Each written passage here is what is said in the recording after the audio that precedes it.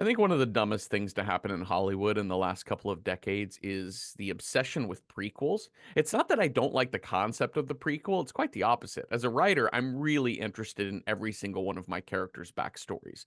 So a prequel gives a storyteller the chance to jump backwards in time to really understand how we got to where we got.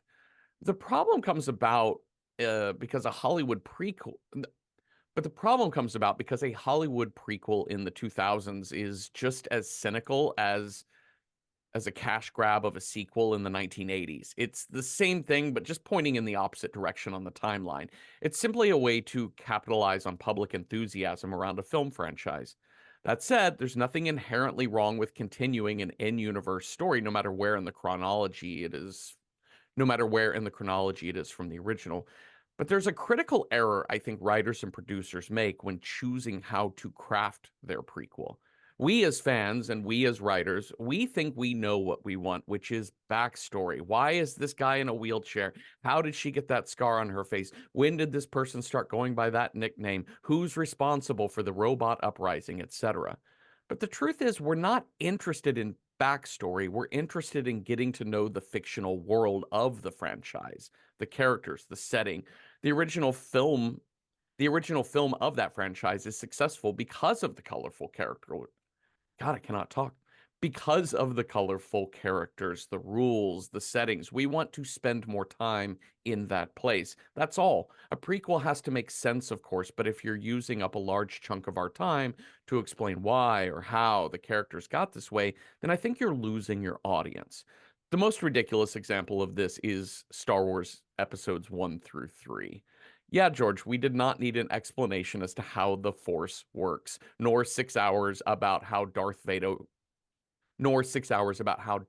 got into that black suit.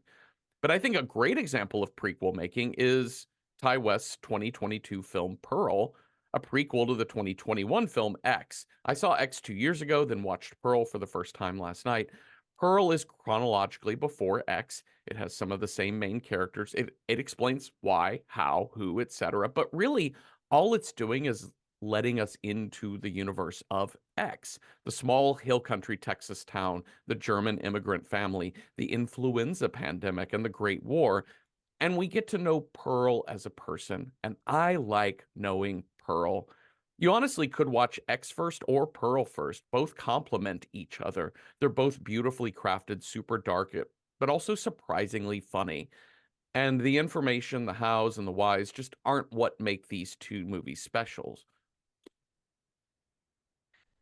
And the information, the hows, and the whys just aren't what make these two movies special. What makes them special are Mia Goth and Ty West. Hi, Cecil.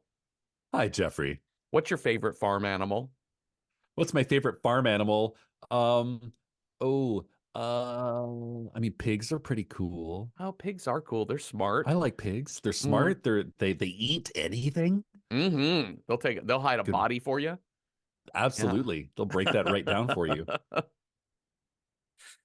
I've always loved a goat because I think they're ridiculous. They make Oh, yeah. ridiculous noises. Goats are They great. they do weird jumps and hops and runs, and they've got those freaky ass eyes. Yeah. Um, And they just sound like they're screaming. yeah, Like they what other animal doesn't have a call but has a scream? when I first moved out to the Hudson Valley and my neighbor had goats, I would hear them in the distance, and it sounded like men falling off a building. Ah! Yeah, Just that sounded sounds like great. men getting murdered in a field somewhere near me. All right, so Pearl, we watched this movie, and This is adorable. it's really fun. Ty West made X, and Yeah. I think they started production in 2019, and they shot it in New Zealand.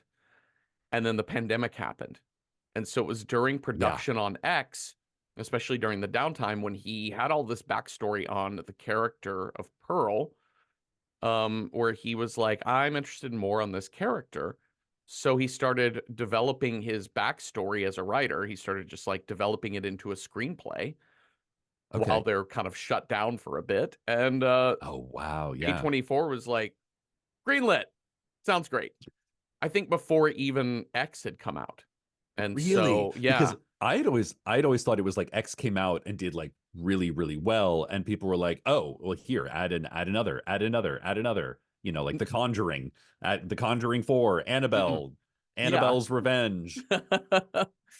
No, I think they just liked his writing and what he was doing with these two films, and I think they just, and I think they're low enough budget. So once production wrapped on X, they immediately went into production on Pearl. And it's interesting because it's still at this time in 2020, early 21, you still Ah. couldn't easily fly your American actors to New Zealand. Oh yeah, New Zealand was So shut the fuck down, right? so there is a pretty big cast of Kiwis in this film, Yeah. particularly the mother and Pearl's mother and father are both played by Hmm. New Zealand actors. So, anyways, I just find that really fascinating. And we won't talk about X much during the show because I don't think you've seen it, and this isn't an episode about I X. have seen Oh, it. you I have watched now. it. I did a double feature the other Great. night. But I agree, like we can't really talk about X because it is pretty spoilery if Yeah. we start cracking open these two as partner Yeah. films. Yes. I will only say the thing that what's really fascinating about these two films that because X, he, it's very clear. Ty West described X as like kind of a combination between Texas Chainsaw Massacre and Mario Bava. Okay, And sure. I can absolutely see that Yeah. merger. And then here he described Pearl as a combination between it's he said it was Douglas classic film director Douglas Sirk doing a demented Disney film. Oh, fun. And Okay. I'm like, that's totally what this movie is. It is a demented Disney film. I kept seeing it as a demented version of The Wizard of Oz. Yeah, it's got a Dorothy vibe, 100%. Dorothy, the Scarecrow, Uh-huh. Wicked Witch goes up in flames, Yep. the Tin Man who lives in the projectionist room. Mm-hmm. It's very much Wizard of Oz in that regard. And I I love a motif. I love that he Yeah. chose a motif. This motif is the classic Hollywood swelling score as we come through the Yes. barn doors, see the old Texas farmhouse at sunrise, swelling music, animals everywhere, and that cursive fucking font. Oh, I know, right? And I love how everything is like starring Mia Goth, starring David Corenswet, starring Tandy Wright. It's so funny and it lets you know right off the bat this movie is going to be funny. It's going to be And funny. It's also going to be part fantasy. yes. Like we don't, it's so funny watching Anna and the Apocalypse for Patreon. Subscribe to our Patreon. Only Mhm. $5 a month gets you into all the conversations for our fan chosen movies. But like musicals these days are about teenagers dealing with algebra and maybe sometimes feelings and zombies. Mhm. But it's so funny like to look back at like musicals being a vehicle to whisk you away from the depressing ass life that you're living. And you could go to the movies and you could watch a movie musical with Shirley Temple or, whoever. And that was supposed to sort of lift you out of your shit everyday life into a world of fantasy. And what better motif to do about a person who is wishing she could live in fantasy. And by the time we get to the split screens, she is fully in those worlds of fantasy. Yeah. I also got a little vibe because of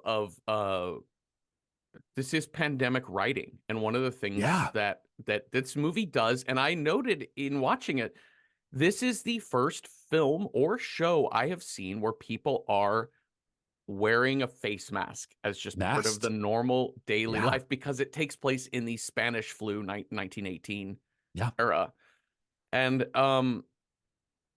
there's it has some very like modern sensibilities of like, you know, her mother gets angry at her that she went to see a film. Yeah. Not just because like don't waste your time, but also you could have the bug, Yeah. you know. Don't go into public. Yeah. Don't go to public squares. And this movie is this movie, like you were just saying, is it shows how much we love movies, why movies are Yeah. a fantasy escape, why they are all of our dreams on the big screen. And This film, this screenplay seems to be mourning a little bit of the loss of that, kind of Yeah. knowing with the pandemic that even before pandemic, movies in the cinema were already on the decline in terms of Mhm. attendance. Sure. But it seems to be acknowledging that we're in a new era, y'all, and this kind of Yeah, sucks. I Yeah. know. I know. But yeah, the dream world as she is in front of her mirror, we open on her in the mirror in her bedroom, wearing her like light pink dress and like kind of moving her arms like a dancer. And then you hear the sound of like the halogen stage light turn on and everything becomes a stage, a sound studio, until her mother, Ruth, busts in, being like, "Did I say Oh, you could wear my Ruth. shit?" She Oh, says it in Ruth. German. Yeah. I love how the outfits that that Pearl wears, or takes from her mom, get progressively more red as the movie Yes. goes on. Mm-hmm. So like this first one, pale pink, just a blush, if you Mm-hmm. will. She's not doing too much killing except with small farm animals just yet. Right. Right. Well, she goes out to the farm, to the barn to go feed Charlie, the cow, and Oh, all of the Charlie the other cow. animals. That is like the most adorable cow. It's a very pretty cow. It's a Big really eyes. pretty. I know, but it's a sweet cow. Mm-hmm. That's a I'm prize-winning fair cow, is Oh, what that yeah. is. That cow looks real good. Mm-hmm. I don't know And what there's y'all are the feeding your goat. cows, New Zealand, but you got handsome cows. You got handsome cow. Handsome cows. I didn't clock all of the names of the farm animals here, but she's named It's them like all. Charlie, Mary, It's all like of her Charlie favorite. Chaplin, Mary Mary Pickford. Pickford. I can't remember what the third one that she says No, is. but they're all named after her favorite movie stars. And then little white goose wanders in. What are you doing in here, Mr. Goose? Oh no. And then she pitchforks that goose. Oh my God. I know, right? See, this is where I'm like, you need that. Don't you need that goose to live? I mean, goose eggs they got to be really good. Yeah. And also, like, what are you going to eat at Christmas time for that Well, Christmas dinner? in the Christmas spirit, she's got to kill the goose to go feed her alligator, Theda. Now, okay.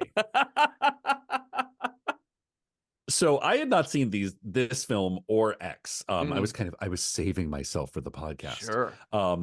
So when this alligator comes up and she's like calling this alligator like it's a labradoodle, Mm-hmm. I was a little like, is she imagining this? Is this in her mind? Uh-huh. What the fuck? Not realizing that this alligator is actually a character in X, Yes. and had to kind of, this idea of her pet alligator she's had since she was a young girl. Yes. I sort of love this notion too that one, this is connecting the two movies with plot or content. Sure. Yeah. But I think even on its own in Pearl, it makes sense like in this demented Disney film. Sure.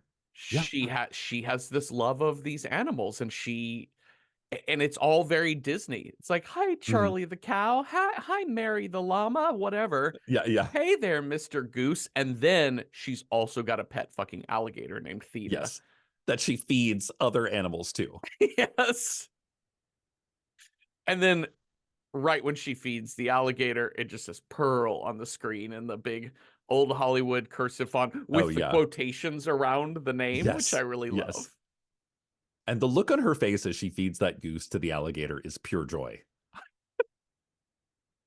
Yeah. Pure joy. Yeah. I like dolphin laughed. I was like,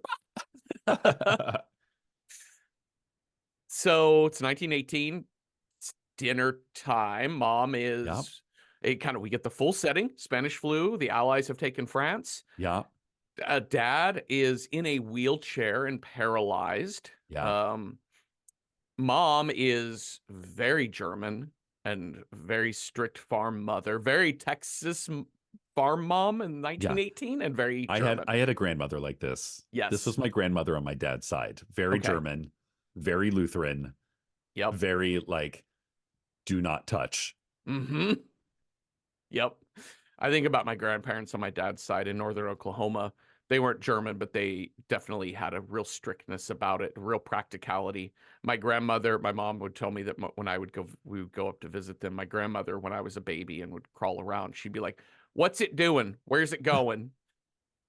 Well, he is crawling over Well, there because he's Jeffrey. a Yes. baby. Yes. All right. Well, you just keep an eye on it.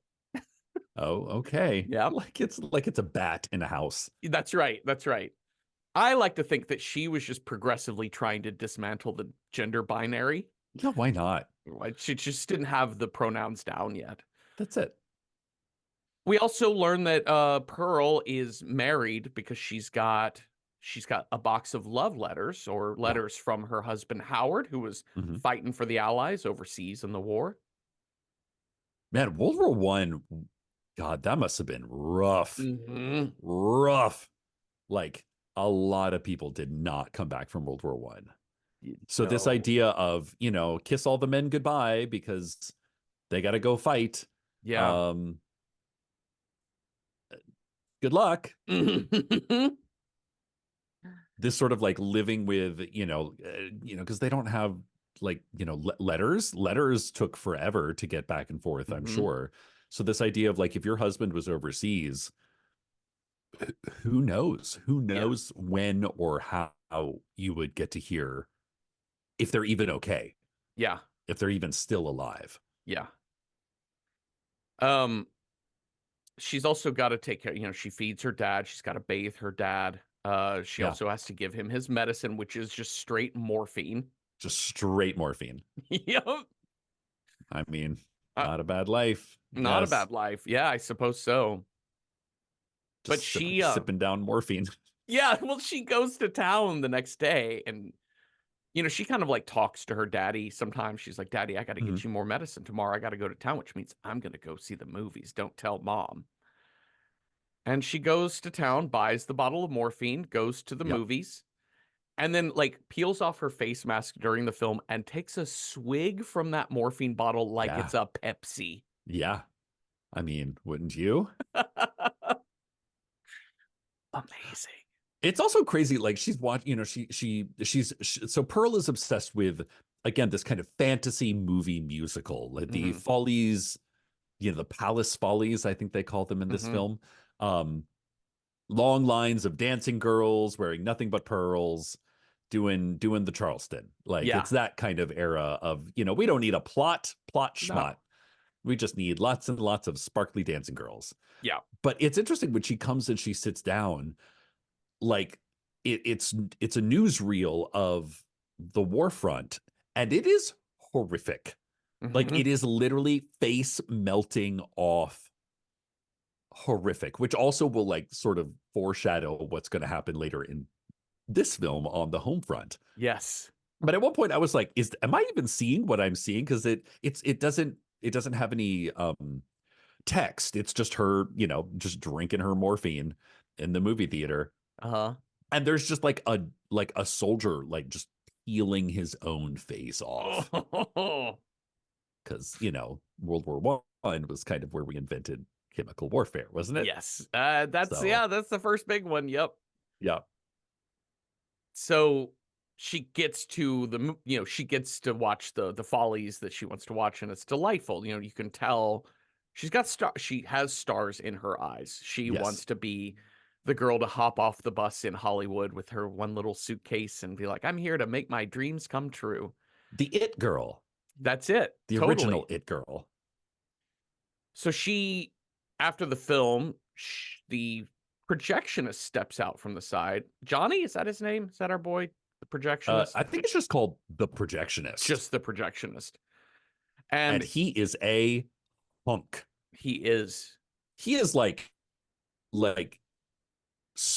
daytime soap opera level pretty. he is a perfectly beautiful man. Yeah. He's gorgeous. His costume is impeccable. His Like the high, costume's impeccable. yeah, the He's like broad shoulders, you know. high rise pleated pants with braces and like the short tie. Yeah. Just it's wonderful. Built like a brick shit house. Yes. He's got that little swoop of hair off of his part kind of Yeah. dangling down. Yeah, I mean he's in like Billy Zane Titanic villain Oh yeah, world. totally. Yeah. Yeah. But he's not a villain. I mean, he's not perfect, but he's like, "Hey, want a cigarette? Did you enjoy the picture? By the way, you're always welcome here. I'm the project." He's very flirty with her. Yeah. He's like, I'm always here at the movie theater, and if you ever want to come watch a film, you can watch it for free. Just knock on the door. I'm always here." You can imagine he's probably like the only man under the age of 40 left in Texas. Out here in Bandera, wherever the fuck Yeah. we are. Yeah. You know, because like we're going to get later. He's not a conscientious war objector. He's maybe more of a draft dodgy vibes. He calls himself a bohemian later when she goes Yeah. back there. She was like, "Wait, do you sleep here?" Because she sees a little cot and a pillow. Yeah. And he's like, "Well, I lay my head here, but I wouldn't say I live anywhere. I'm a bohemian." I'm like, "Okay, yeah." He's proto hippie, right? Yeah. Yeah. We just didn't have that terminology yet. Yeah. It's just like anti-establishment. Hmm. And he also represents the thing that she kind of wants to be, because Pearl knows she is slotted. She is fated Yeah. to live out her life on this fucking farm. Yeah. And she does not want to have to do that. She does not want to have to live out her life taking care of her family till they die, and then she's stuck taking care of the farm and can never go anywhere. And here's a man who says, "I've been to France. Yeah. I've watched these movies. Look at the pornography they're making over there. That's amazing. And at any point I could just get up and leave this town." Yeah. And so can you. Yeah. You should go to Paris. You should go to France. Go to New York. Yeah. Go to New York. Well, I think this is such a sweet scene. He takes the reel from the movie they just watched, and he Yeah. comes out and he snips off a frame in the middle of the reel of the dancing girls, Yeah. gives it to her, and she's like, "Well, you just ruined that movie." He's like, "No, I can stitch it back together. It's Let's one splice it back frame. together. Yeah. No one will know the difference." I thought that was a really sweet, fun gesture. Yeah. I thought that I was a mean, he neat does prop. use the largest pair of scissors ever. These were the scissors from Raw, right? Yeah, they were. Ew. Absolutely. But oh, Pearl has got some issues. Like Pearl, the girl, she's either manic or she's depressive, one or the Yeah, other. And she's yeah. definitely in her manic phase right now Hmm. because she's riding a high. She's, in fantasy world, living off a dream of having flirting with hot dudes and watching dancing girls at the movie theater. But that little piece of celluloid sort of flies out of her Oshkosh bagosh pocket, Hmm. and she has to stop and look for it. And in the middle of a cornfield, which Uh-huh. I was like, Pearl, I think it's gone. I, Yeah. I think it might be okay. All right, cool. Look around. That's all right. Yep. But in the cornfield, there's a good jump scare with a crow flying away, but then Yeah. she finds a clearing, and they're up on this huge cross on a plinth. There is a scarecrow, a real fucking creepy ass scarecrow. Man, the way they did this face is like it's so uncanny valley. Like the Hmm. scarecrow doesn't have hands or feet. Like you can clearly tell it is an inanimate object. It is a scarecrow, but they painted this face so realistically. Yeah. It's wild. Hmm. She climbs up to the scarecrow, gets face to face with it up on top of its giant cross, and says, "May I have this dance?" Okay, cute. She chucks the scarecrow off the thing, jumps down, and starts dancing with it. Okay, still cute. Yeah, yeah, young girl fantasy land. Like, I just Yeah. want my boyfriend to come, my husband to come home from the war, but I'm feeling things, and I want to be in Hollywood and dancing. And then at the end of the dance, she leans the scarecrow down and kisses it, Slightly less cute. and then keeps kissing it. And then she is like tongue Yeah, not so into the cute anymore. scarecrow. Whoa. That is how you get weevils, like a case of face weevils. And I'm keep not going. worried about her catching the flu. I am No. worried about her catching other things. I worry about her catching like I don't know, chicken pox or came from no, Oh, like dust mites or something. can you get chlamydia from a scarecrow? Because I, we're about to find out, because she then sits on that scarecrow and rides him like a cowgirl. yeah. I was like, okay, a Pearl, come back to us, Pearl. Listen, life on the farm is boring. Mm-hmm. Have a shot or two of morphine, ain't got nowhere to be. Why not? That's what I say. I've been saying this for years. It's on a t-shirt I have. Yeah. So she takes the top hat off of this, a very good looking top hat. She takes off the scarecrow and wears it home. Um, she while she's sitting in her bath talking to, because she when she takes her bath, her father is in there because she'll bathe him and then sit in the bathtub Yeah. and bathe, Yeah. which is really unnerving because we know dad can see, he just can't move or respond. Yeah. And it's like the only way he can we know he's responsive because his breath quickens Hmm. whenever they bring him food, whenever they like a few times they talk to him, but Hmm. especially once the shit start hitting the fan, you can tell dad is very sentient as to what is going on at this Yep. farmhouse. Yeah. But And mom sees the top hat and she's like, wash yourself. Like, you have mites. That has mites. You leave that outside. I don't want that in my house. mhm. This house is clean. Cleanliness is next to godliness. Mhm. The good Germanic, you know, good old Mhm. Puritan kind of values. And she's there washing her hair, which I mean, again, Good I'm call. like, mom, you may not be the cuddliest mom on the block, but you're not wrong. No. I was expecting this movie to go more harder into mother as abuser, which it Yeah. doesn't. I mean, No. she's not a Like mom is rough. mom is very rough, and mom says some really harsh things to her, but it's like she's saying semi truth, like a Yeah. truths of opinions about how the Yep. world works to her. She is dashing her child's dreams, which is not necessarily a great idea. However, she's very practical. Yeah. She's just rough, just She's hard. wire mother. She is Yeah, total wire mother. wire mother. So I was kind of glad that this movie didn't go in the direction of like evil, abusive Yeah. mom. Like Carrie's mom level of mom, Yes, it does not you go know? that direction. This mom reminded me of my grandmother, 100%. So she also, while she's in this bath, she like leans over and grabs her father's hand and pinches hard his finger, and he doesn't move. And she keeps pinching him all the way up to his throat, and she starts Like gets the like the Adam's apple and yeah. starts Like squeezing it. And that's when his breath starts quickening, which is setting up he can feel things. yes. Listen, she's just making sure he's still there. Yeah. Yeah.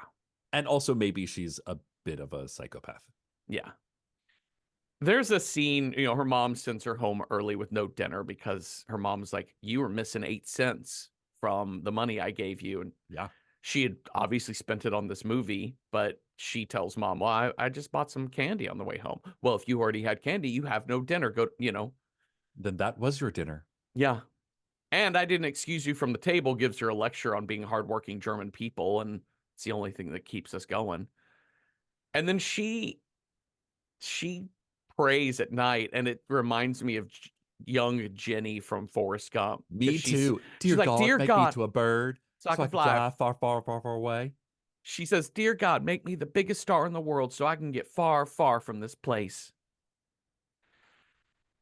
Mitzi comes over. Oh, Mitzi. I love Mitzi. I do too. This is another, she's the Glinda Yeah, to Pearl's sort of Elizabeth or whatever from yeah, Wicked.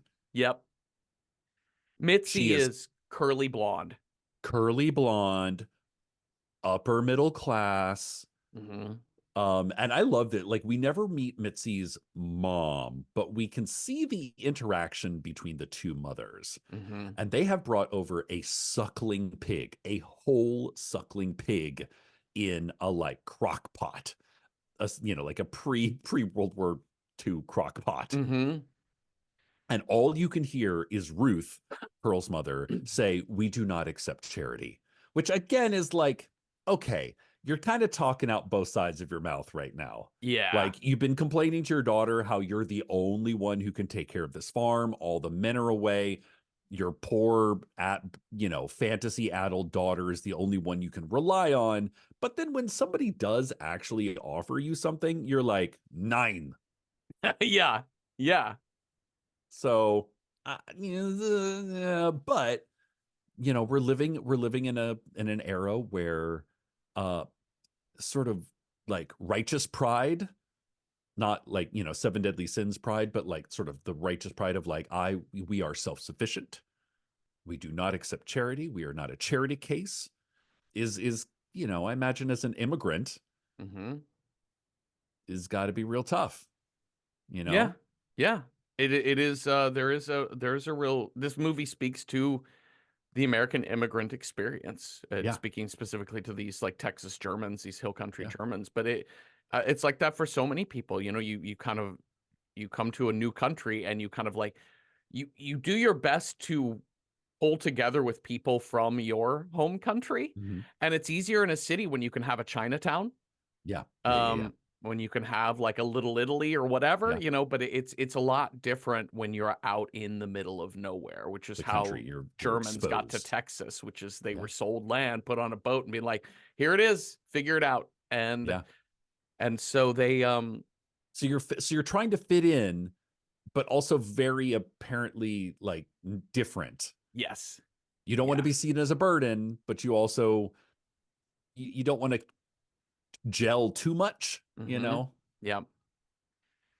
And it's also apparent too, because the first thing Pearl says to Mitzi when she comes over, she goes like, "Oh, I love your dress," and Mhm. Mitzi is wearing this kind of not taupe, like a ivory or cream dress, like perfectly pressed with a fox stole, like a Yeah, full fucking fox around it, fancy, really fancy. fancy.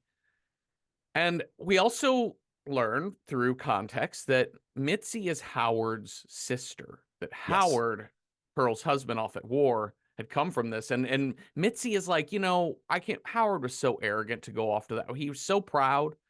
That pride will get to him. I'm so mad at him because, we had people that could have given him a medical excuse. Yeah, And I was like, this is what it means to be rich versus, that's it. yeah, It's the constant thing of like, rich people are always exempt from the rules yeah. because they have connections that can get around things. And it's interesting because Howard, as we kind of learn later from Pearl, that Howard didn't want to be in his family in the same way Pearl Yeah. didn't want to be in hers. Like Yeah. Howard wanted to live on a farm and be like I think of the people. I mean, I think he loves Pearl, but I think he also Howard didn't want to be part of this like rich people land. Yeah, it Um, sounds like he wanted to get out from under his mother's thumb as yes. well. The sort Yes. of like, we will be seen doing good things in the town, whether we like it or not. Yes. But the key here is that Mitzi says, "Hey, don't tell our mothers, but there is a dance audition at the town church this Saturday morning at 11 a.m. They They're are going to going take all over the state. 7 city tour. You'll get to go to Archer City and Lubbock. You'll get to go to San Angelo and maybe even Bastrop. I'm just imagining what the 7 city tour looks I like. just think it's so funny. In no other state except Texas would this be a big a deal. You know, Uh-huh. like Texas is its own country in its own mind. It is. Yeah. So, like, other places it would be like, oh, all over the region, all over the area, all over the US. No, Mhm. no. In Texas, it's just state, just Yes. statewide, because Yeah. that is far enough. um so they're planning on going to this audition, Mitzi and Pearl. They pinky swear, don't Pinky tell swear. anybody. Yep. Which, good. Hey, at least you got a friend, girl. I Mm-hmm. mean, a friend besides that goose that you just fed to your other friend. Mm-hmm. So Pearl sneaks out late that night and goes into town and knocks on the projectionist door. I just wrote manic pixie dream projectionist is kind of what Yes. this guy is. Yeah. And he's, you know, says, "You want to watch a movie?" And she's like, "Yeah, I want to watch the Palace Follies or whatever it was called." And he was like, "No, Uh-huh. why don't you want to let's watch a movie you've never seen." And he shows Oh. her this is a movie that I believe is a real film Is it? called A Oh, that's Free cool. Ride. It is very Oh, early yeah. pornography, French Yeah. pornography, and it is essentially a man and a woman, man and two women. Diddly-dee-dee-dee, two ladies. Diddly-dee-dee-dee, two ladies. And I'm the only man. Yeah. That's totally what this is. It is Yeah. that Benny Hill fast forward Oh my motion God. of It people totally is. fucking in a Yes. park. And With a bicycle. They're like, they uh just, because I don't know, like shit was real simple back then. You would just ride a bicycle in 2 miles in any direction and you're in the middle of nothing. yeah. Throw down a blanket, let's fuck. Hmm.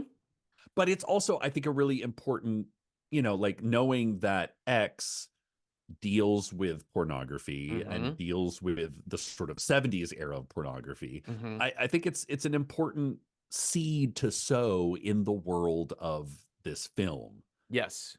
that this character, Pearl, is not, she may be raised on a farm, but she's no innocent, you know? Right. Right.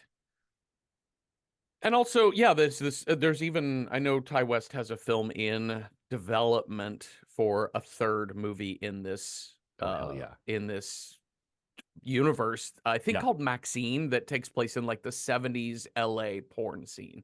Okay. I could be wrong about that. That's just coming from memory. I didn't look that up beforehand. But it's interesting because uh, independent film has always come from porn has always thrived Yeah. in independent cinema. Sure. And all three of the movies are addressing the different eras of, you know, pornography. Anyways, so there is you know, part of this is the, you know, addressing the scene really is about the juxtaposition that the projectionist can go anywhere. He can Mhm. project himself anywhere in the world that he wants to be, and he tries to instill that confidence in Pearl too. And I love that he's showing her this erotic film. And it's not necessarily to get her hot and horny for him. No. It's really as a like to open her eyes to a bigger world Mhm. outside of Lubbock, Texas, or wherever the fuck we are, you know. Mhm. And it's not, I don't know, I really like that. And they do end up sleeping together, but this is not, he's not like lech. He's not a lech Mhm. towards Pearl. It really is like he's actually, he's really into this sort of, you know, the freedom of thought, freedom, you know, free love, Mhm. free expression. Yeah. Yeah, again, I think this is so interesting, but she says that she just cannot abandon her family, essentially. Like she Yeah. just the gravitational force of Yeah. family is so strong, especially with Pearl. And all she can really think that would help her is she just wishes that they would just die. Yeah. If dad were not an invalid and he were dead, and then that would leave mom by herself, and then mom can't run the farm by herself. So if she were dead, Yeah. she's not really, and then her husband, he's like 20% dead Yeah. because he's already off at war, and chances are he won't make it home. Hmm. So she's kind of got a list already. Yeah. Well, and it's funny because later at night, there's a picture of her husband Howard by her Mhm. bedside, and she just looks at it and she says, "What are you staring at?" before she goes to sleep. Oh, So she's even starting to resent Howard as yeah, family as well. And she is in the, as you said, like she is some manic and depressive. And yeah, sometimes in between those two states, it's hard to see the practical solution out. And yeah, and she can't fathom how she would possibly get away. yeah. All she can think is, maybe if just everyone was dead but me, I'd be happier. And then she could dance till her heart's Oh my content. God. Just dance and dance and dance and dance and dance. Yep. There's this scene where she takes her dad on the in his wheelchair out by the onto the little pier by the lake, Oh the large yeah. pond on their property. She's getting And some inspiration. she's like, "I'm leaving soon. I'm gonna get out. I'm gonna be a star daddy." And she just keeps pushing his wheelchair closer to Theta in the water. Now it comes out, I think, in the next scene, like in the dinner scene, that the dad's paralysis may or may not be caused by a venereal disease.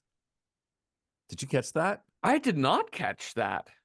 It's during the big mom-daughter confrontation Mm-hmm. during the thunderstorm. But I think it's really interesting that you have this sort of like tight, repressed German mother. Mm-hmm. And the thing is, like, all she wants is her husband back. And yet I can't help but feel there's a bit of resentment. Like, you wonder how he ended up in that wheelchair. How he got his syphilis or whatever. Yeah, like it really does feel like an advanced stage of syphilis, Uh-huh. as in like, and it also makes sense like why mom is so germophobic now that the Spanish flu is busted out, because she already had one family member who quote unquote loved her, who stepped out and Yeah. brought this debilitating disease home, and now she has to take care of his slutty ass till the Mm-hmm. day he dies, because it's 1918 and they don't exactly have cures for this shit. Yeah. And now now she has a daughter who is getting the same sort of wandering eye, sneaking Yeah. out at night, etc.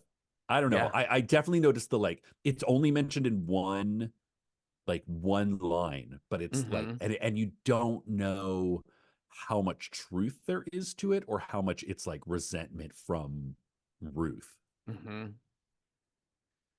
No, that's a great call. I think that makes so much sense for Ruth's character and what's driving her, in addition to how she's probably already just naturally wound tight as a person. Yeah. This also comes out at dinner too, of that Pearl says, "I'm going to that dance audition and I'm gonna succeed. I'm gonna do it. I just have to try. Like, if I don't get it, fine. I'll come back here and Yeah. never speak of it again. But I have to know what I'm capable of." And Mom was like, "Oh, I know what you're capable of. I see what you do Oh, to the animals." I know. Now, okay, now we have to talk about the weather here for a second. Oh Now, yeah. when we were talking about like everything up till now has been like vanilla sky level of big sky, Mm-hmm. like pink, fluffy, pink and orange, and like crazy colors, very Little House on the technicolor Prairie. Yeah, meets like, but it's like a backdrop for Oklahoma. that's it. It's Yeah. very much larger than life, beautiful colors. Mm-hmm. But it's when she's like wheeling her dad out to the dock, you notice half the sky still blue, but then there's some storm clouds coming. And Uh-huh. by the time we have this big confrontation between mother and daughter, it is like cats and dogs raining, full thunderclaps. Yeah. Like it's like violent weather. And I Mm-hmm. love this as like I love it when the weather is a metaphor for what's going on Yeah. like emotionally on screen. I'm a sucker for that, Yeah. because one, it adds some diversity to lighting, to sound effects, to but it just reinforces whatever the whatever tumult the characters are going through.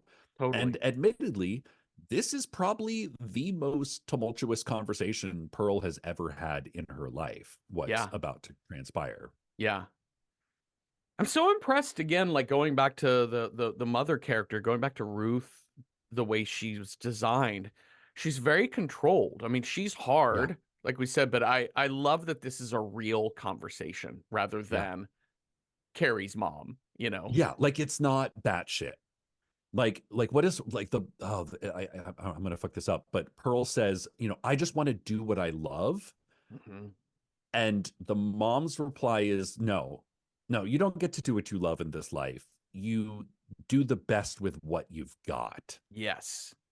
You can't just like run away to the city Yeah. and become a manic pixie dream girl in a chorus kick line because that's what you love. You've got to take what you've got and accept it. It's very puritanical, this It life is. view.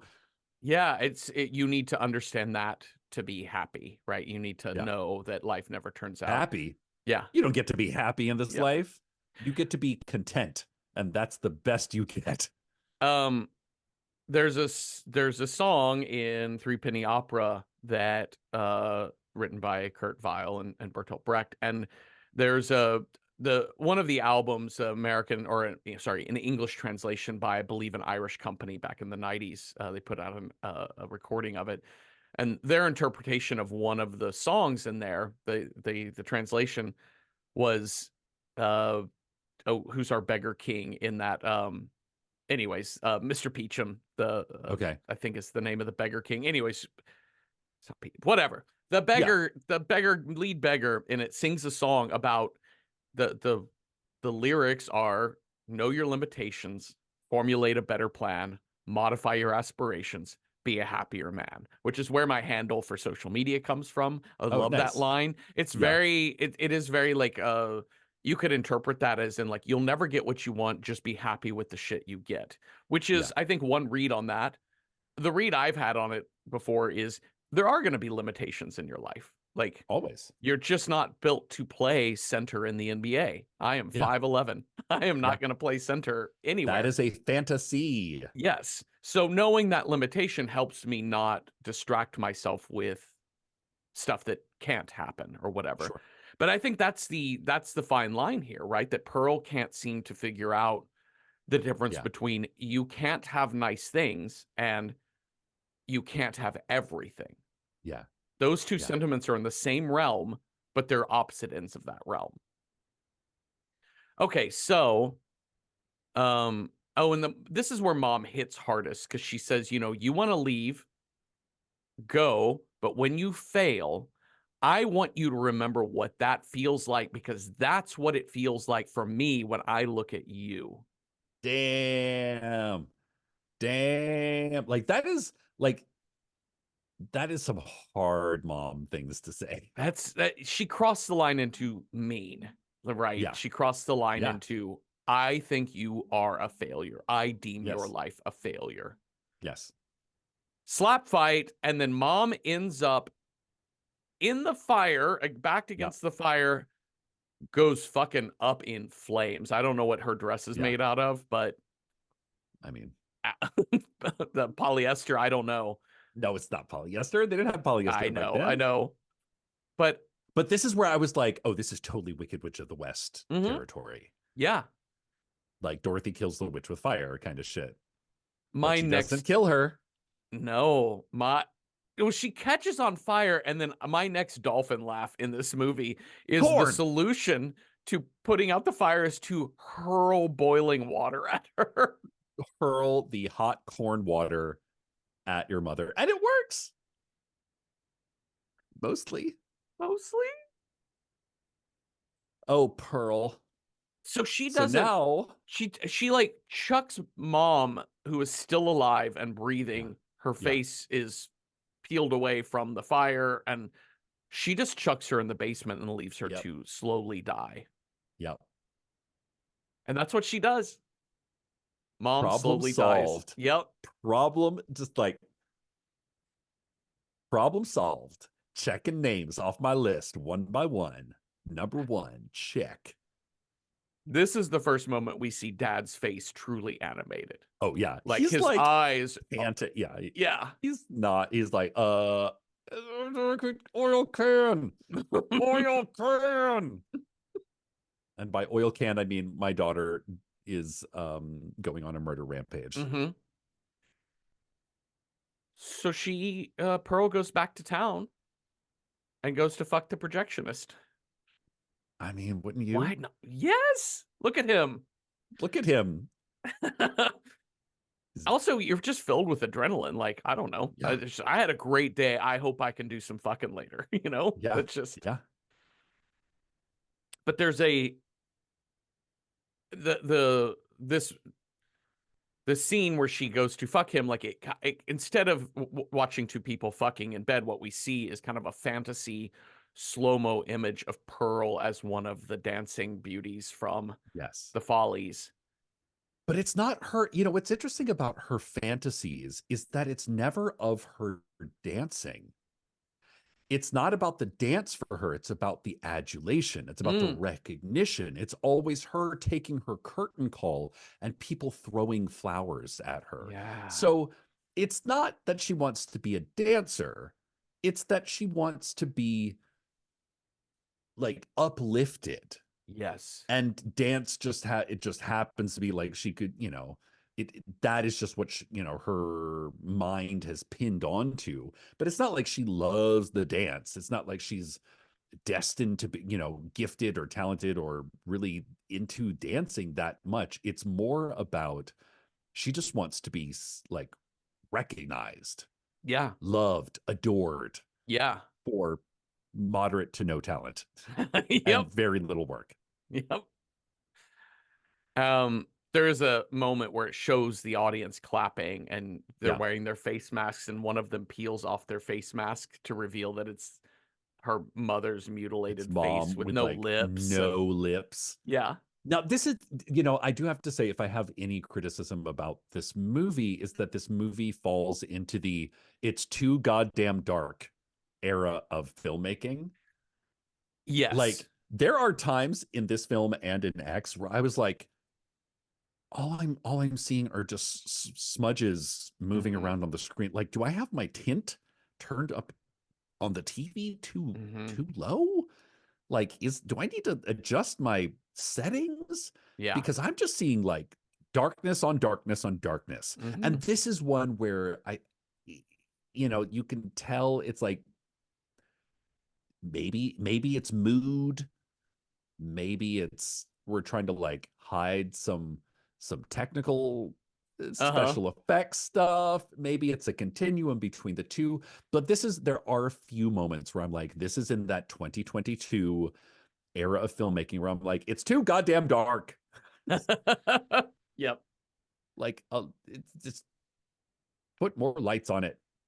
I'm hoping that like 20 years from now we're looking back at movies from the 2010s and The 2020s. Batman Yeah. being the yeah, Yeah, I'm hoping we're great looking movie, too yeah, goddamn dark. in the same way that we look back at the movies like Technicolor era movies that Yeah. just a look of an era, and we're like, so glad that's done with and we have better Yes. ways Yeah. of doing this. And I'm Yeah. hoping somebody will push against that and start saying, I think my dark scenes can have more unnatural lighting so Yeah. that we can just see what the fuck's happening. Yeah. Okay, so Projectionist is going to drive her home that next morning. Now, oh my God, not just that. It's like she is up at 6 a.m. and she like jumps out of bed like a rocket. It's Mhm. audition day. He's like, what the fuck are you doing? You got like 5 hours before your audition. All right, I guess I'll drive you home. Which again, I was like, why do you need to go home to? Oh, you know what? Oh, she's got to go pick up her pretty dress. That makes Mhm. sense. And she's like, I have to practice. I must be perfect. This is a constant refrain for her.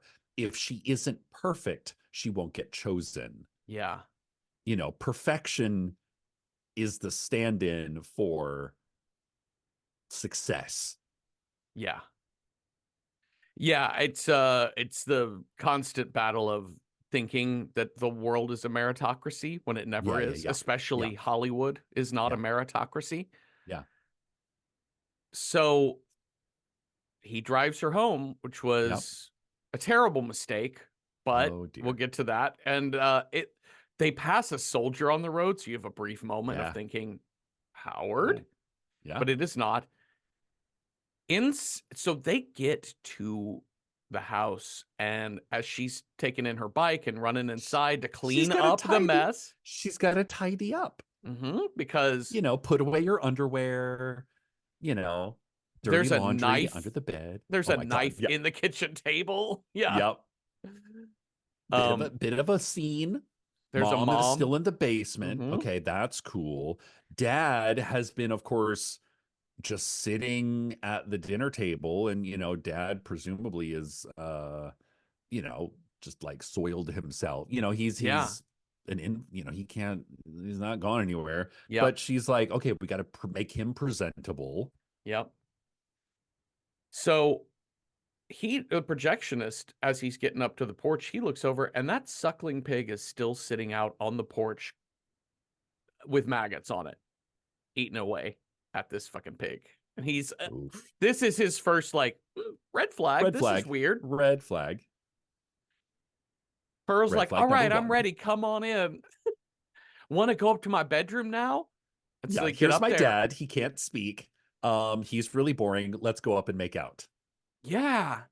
And he's like, don't you have an audition? Also, I hear some thudding. Should we not be checking that out?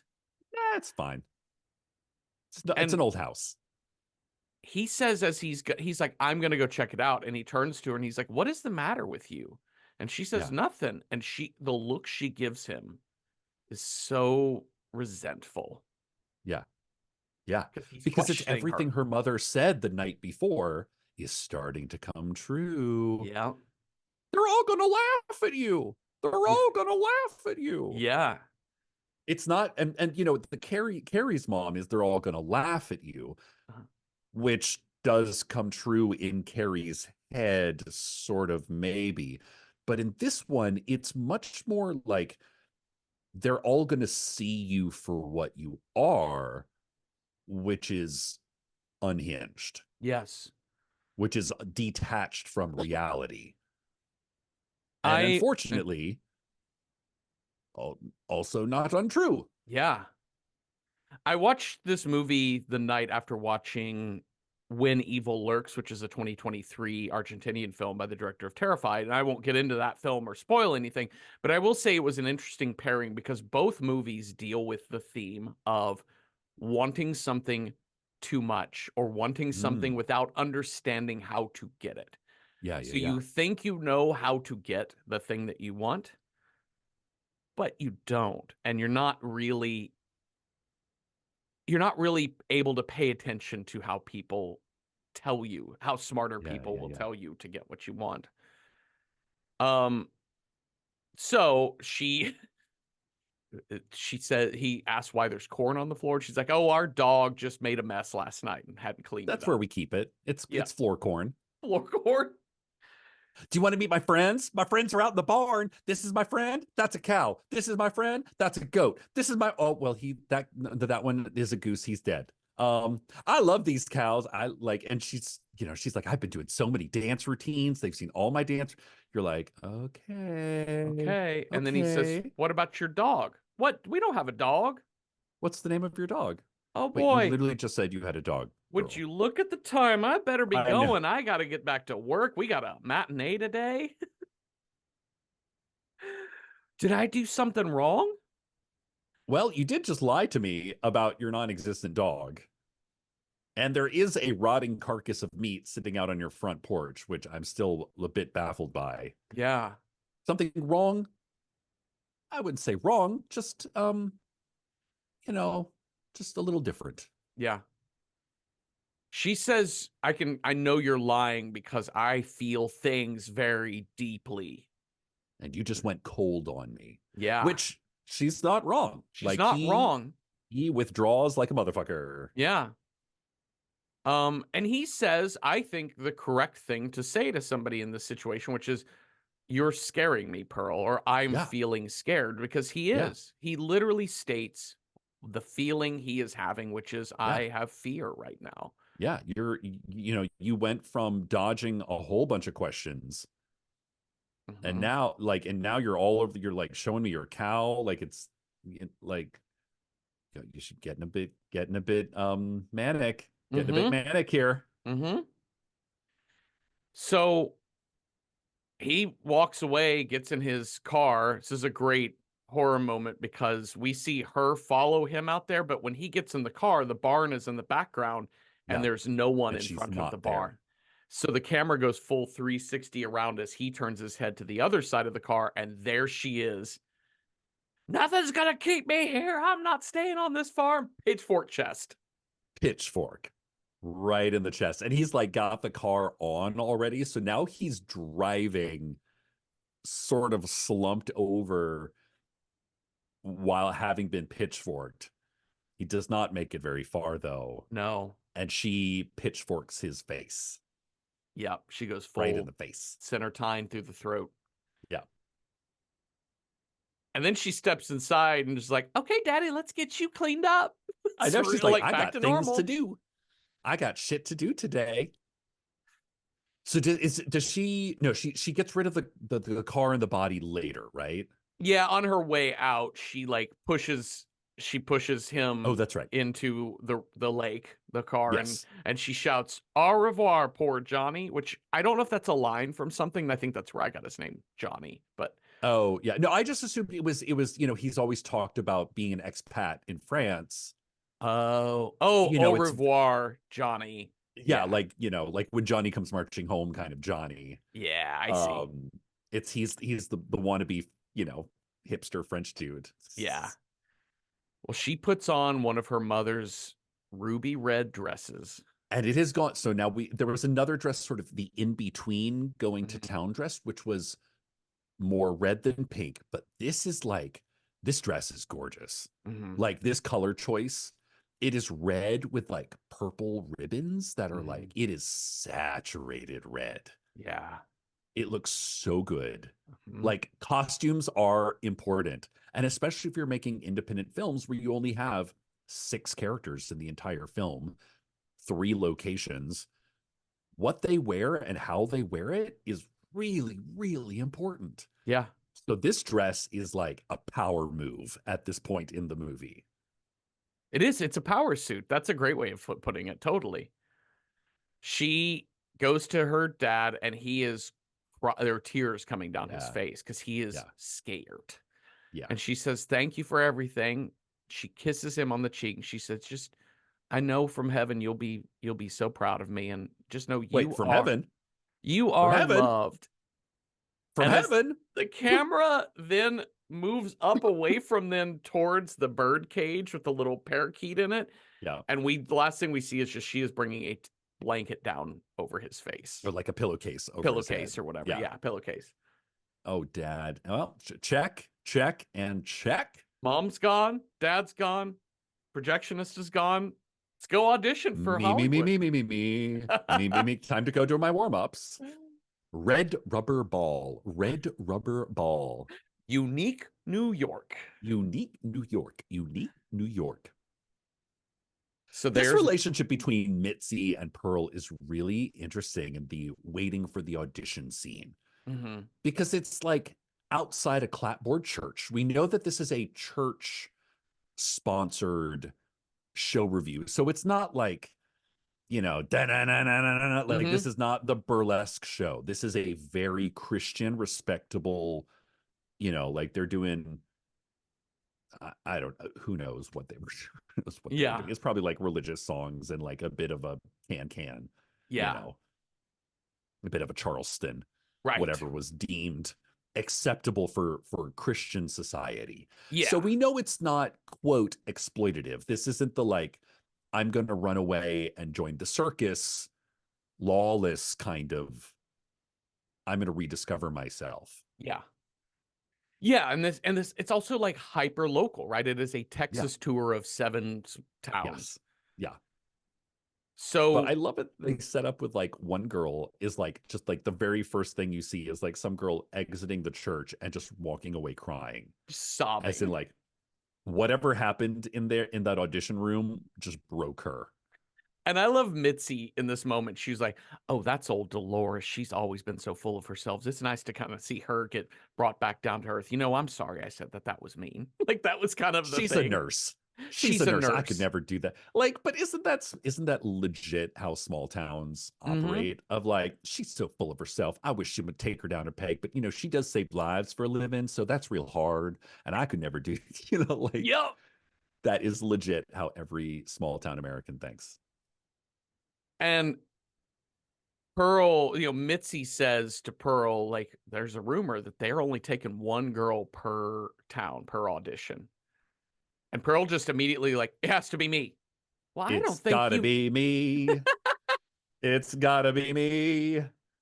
I I don't, wandered around and finally found the somebody who my will mind let me went be to me. the Justin Timberlake meme of like, it's gonna be May. It's gotta be me. Um, I was also going into like chorus line, just like she's like one singular sense. Just goes in with her fucking scarecrow fucking top hat. yep. She says, And, I but don't like think you when meant to say she's, that out loud, Pearl. I know, like Mitzi's like, whoa, we do not do complete and total individualism in America. Okay. You have to pretend to be nice, Yeah. even, and then put the feelings of individualism on the inside, but on the outside, we have to be pretty mean girls that are like, get in, bitches, we're going to the mall. You know, Yeah. like that's how America works. We Y- pretend to be Christians Mm-hmm.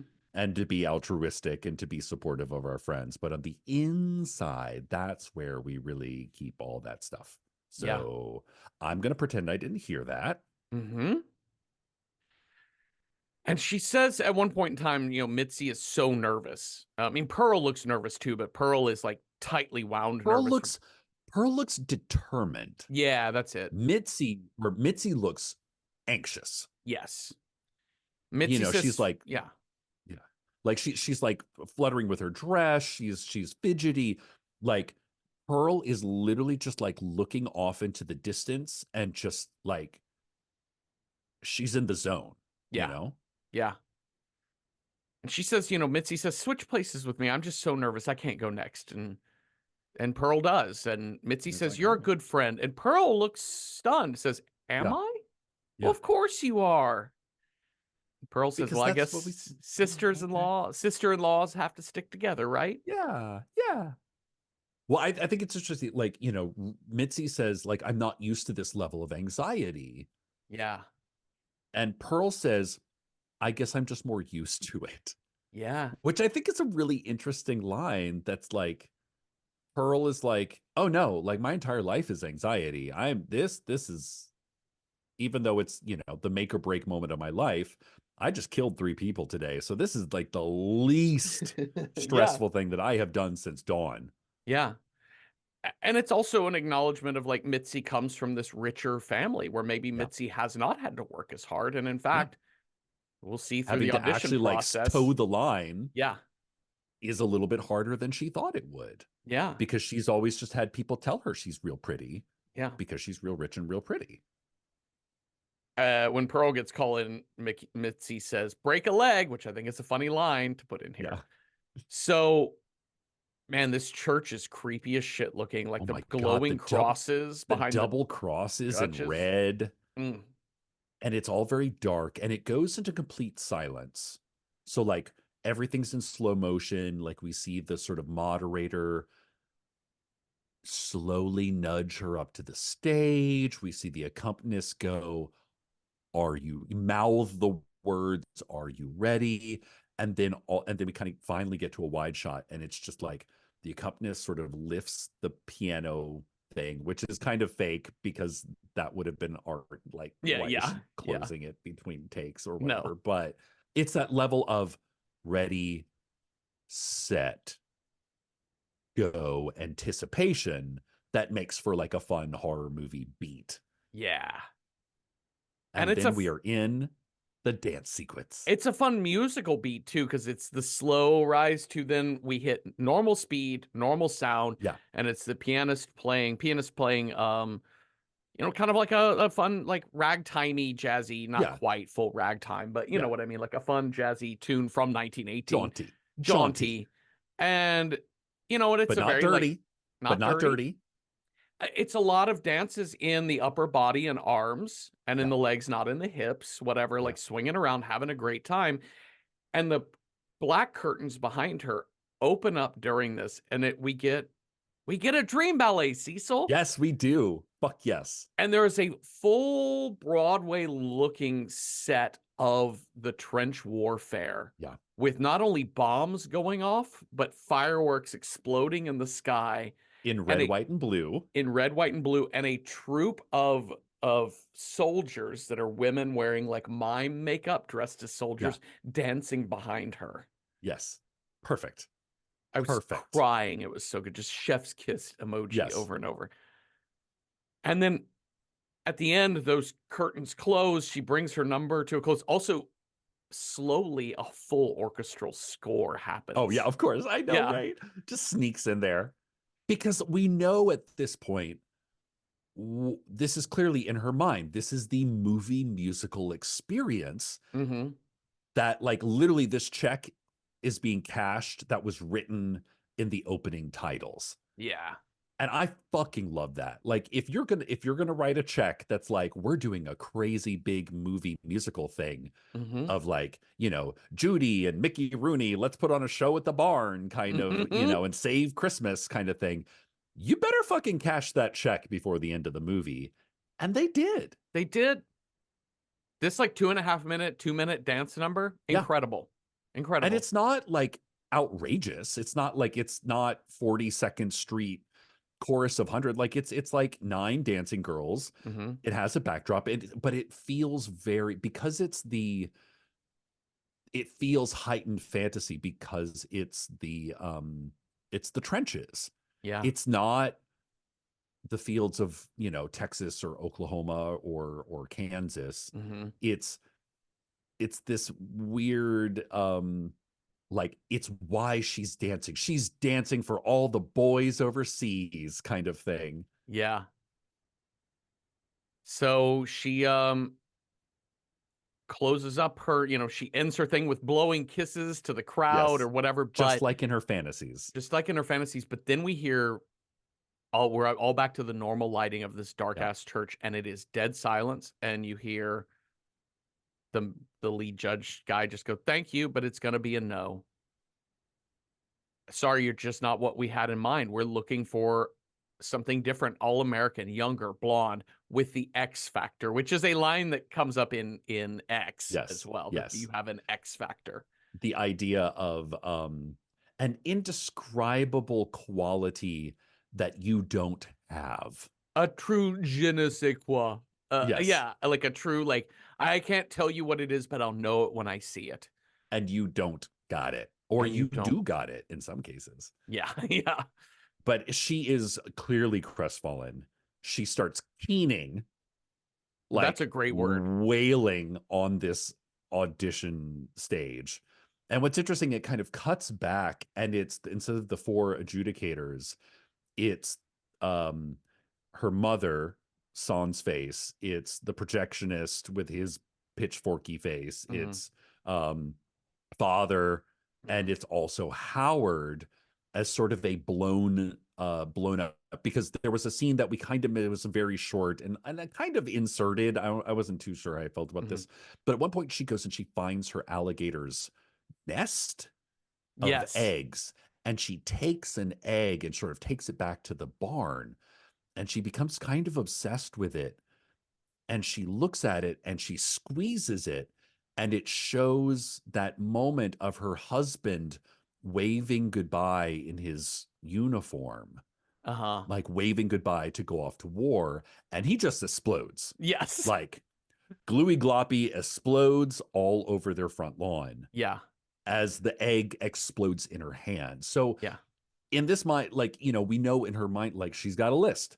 In her mindset, her husband already dead in her mind. yeah.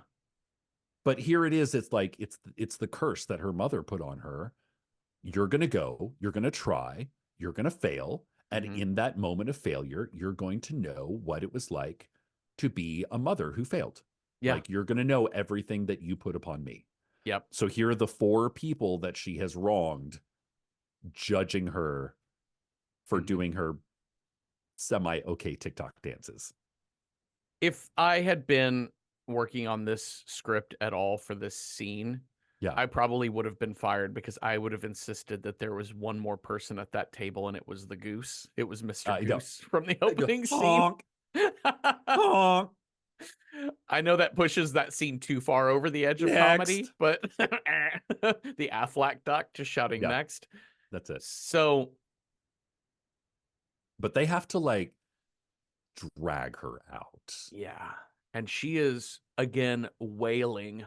sobbing on the porch of the church when Mitzi comes up and takes her home, says, "I'll And take you she's like, home." it's just some dumb old audition. All the things that, quote, good friends say to each other to cheer Yeah. them. It'll be fine. I know you thought that this was the thing that was going to get you out of it, but you know what? There'll be other chances. There won't be other chances. No. But this is what we say to each other to keep the fabric of society tight. Yeah. There are two show-stopping set pieces in this movie, in my Yeah. opinion. One we just saw, which is Yeah. the The dance, audition, the the dream audition. ballet or whatever. And what follows is, I think, the second one, which is this 3.5 minute long monologue. This fucking monologue, Jeffrey. This is where I was like, one, the writing, two, Mia Goth, Mhm. three, Mia Goth, and four, Mia Goth. Like, this is where when you find an actor that has a rapport with a director that is like, so, well, I mean, one, gorgeous, but so talented. And clearly there is a rapport. Who was it on? Oh, it was when we did the David Lynch film Fire Walk with Me. Who was our guest on that show? Oh, It was Jenny Jenny. Hutcherson. Yeah. When she says that when you have a director that is able to kind of protect an actor and Hmm. make them feel like they can go to those places, this is one of those moments. Hmm. This I monologue. like, you have these times when you watch a piece of art, look at a piece of art, read a piece of art, whatever, experience a piece of art that so moves you Yeah. that you feel it in your whole body. And that was Yeah. this, watching the Yeah. scene. I was enraptured. I thought it was incredible. Like, I was stunned Yeah. that they It's did this, so that they got nuanced. away with this. And it's one of those things that I think, if you're not coming at it from an artist's point of view, as either an actor or a writer or director, of how Yeah. you Yeah. Yeah. put art together, you might not even notice it, which somehow even makes it better that it doesn't Yeah. become about the art itself. Yeah. Yeah. Yeah. The craft. But if you Yeah. understand the craft, then you're like, what just transpired is exceptionally difficult to do. Yeah. And to see it being pulled off is maddening sometimes because Mhm. you're like, God damn, God damn, God damn, I wish I could make something as truly good as this. Yeah. But also like you understand just how much work put into it. So Yeah. let's set this up. Yeah. So Mitzi takes her home. Mitzi also, like the projectionist, sees the maggoty pig on the Yeah. porch, and She's there's like, is even that our more. pig? Which Yeah. I love that. Like, is that our pig? Just a little throwaway comedy line there. And they sit down at the dining room table across from each other. And Mitzi, as you said, is kind of going through the, it's just a dumb old audition. It's going to be fine, blah, blah, blah. And Pearl is not thinking about the audition. She is Yeah. thinking about, I'm never getting off of this farm. And I Yes. look at Failure. people, Yeah. yeah, and I look at people like you and everyone else in this town, and there's something wrong. Everyone else seems to have the things that they need and want and happiness that they get, and I'm missing something. And she says, well, you could tell your husband, when Howard gets home, you should write him. When he gets home, you can tell him all of these things. He'll listen. He loves you. She's like, no, no, I shouldn't say, I can't say these things. She's like, No. come on, just practice on me. Howard, I hate you so much for leaving me here. I hope you die. I truly feel that way. And my love has wandered, and I slept with another man. And I wish, and it is just it's It's, the unfurling of everything yes, but she just feels. enough, like she doesn't go into specifics, but Mm-mm. it is specific enough to make it uncomfortable Yeah. for Mitzi, who has this like, again, it's Glinda the Good Witch being like, do you want to be popular? Come on, let's be popular. Like, let's play the nice girl game. Tell me your troubles, girl. We can make it through. And then Pearl is just like, oh, you want to play the good girl game? Well, here you said pretend, so I'm gonna fucking pretend. And she says this whole monologue to Howard, is Yeah. I speaking to you, Howard. And And it's she, intimate. mhm, It's really revealing. Like she uses the word murderous mhm, just once. mhm. Just in the, she like there is the suggestion of adultery. She like, what is it? She's like, even when I was out with you, I would keep my eyes down and not look at other men, not because I thought they would tempt me, but because I knew how lucky I was to have you and your upper middle class. And you came from a world where everything was just so easy. And I just wanted to be a part of a world in which everything is easy so bad. But then I She's, realized I could never actually have that because I am broken inside. yeah. She said, I understood how lucky I was to have your attention, to have you looking at me, Yeah. and to, I was so desperate to have the life you have. So I never let you see who I truly was. I was never comfortable enough to really be myself, even though you were my ticket out. And then you didn't even want your family. You just wanted to stay here on my farm.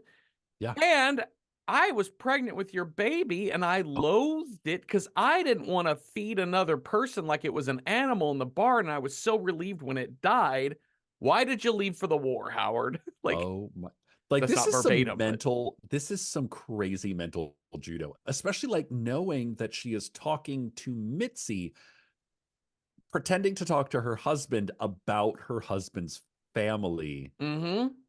That, come on, like this is some stellar, layered, subtle, really interesting writing. Mm-hmm. And then you put it in the hands of someone who is clearly and Mia Goth as Pearl, she takes her time with it. It's not overwrought. It's not screamy. It's really connected. It's really it's very intimate. Mm-hmm. Like it feels like a therapy session more than Yeah. anything else, Yeah. which makes Yeah. it even more uncomfortable because then when she finishes up, it cuts back to Mitzi and Mitzi has this fucking tight smile on her face like, well, look at the time. Yep. Same as the projectionist. Yeah. I, I gotta go. I think I hear my mom calling. Yeah. I gotta go. I should also mention that in this monologue, she does say that it's my being murder like it start me murdering things started with the small animals. That's right. And it That's right. escalated to mama and then my boyfriend from the picture house She does and say then all that. Yes, she father and does. I just got to clean all of this up before you see me again. I can turn that because she actually starts with I have failed and I don't want to live here too. I will clean this farm up. I will make it a Yeah. home for us. If you just stay with me, Howard, please. You and me here on this farm, it'd be enough. And she's repeating what her mom said. It's not what I thought I wanted, but it is Yeah. the happiness I will make from what I am given. Yeah. All I really want is to be loved, which is the truest expression of what she is feeling. Yeah. But you're right. Mitzi's like, well, and Mitzi, to her Okay. credit, I think plays this as well as she could play it. Yeah. Yeah. Yeah. The Yeah. Yeah. only thing she was missing was a pair of Nikes. Yeah. Be If like, she had had a skirt, pair of Nikes, she would have been fine. skirt, skirt.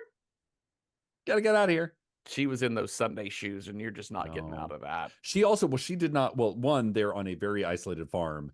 And you know, when you're on an isolated farm in the middle of nowhere, calling for help doesn't help. No. You got to run. There is a Yeah. time to call for help and there's a time to run for your life. And this is unfortunately the latter.